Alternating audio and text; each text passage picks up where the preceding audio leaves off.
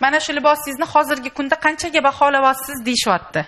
1500. 1500. O'zi necha pulga bitdi? To'g'risini ayting. $250. 1250 dollar. 7 barobar. Agar raqamlarda adashmayotgan bo'lsam, 6 barobar.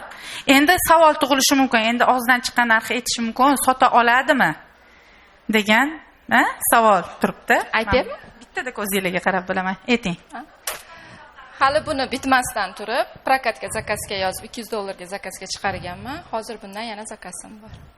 Siz o'zingiz xohlagan narxda?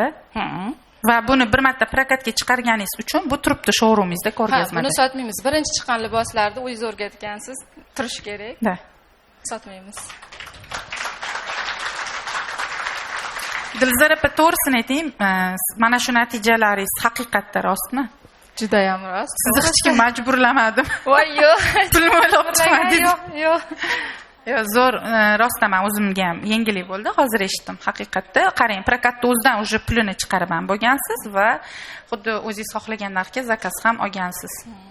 Mashalloh deymiz. Ulipka fasoningizni ham juda ko'p tikaman. Zakaz olib. O, maladessiz. $500 dan zakazga tikyapman. O'zimda zakazim ko'proq bo'ladi yana ham. Mashalloh, zo'r.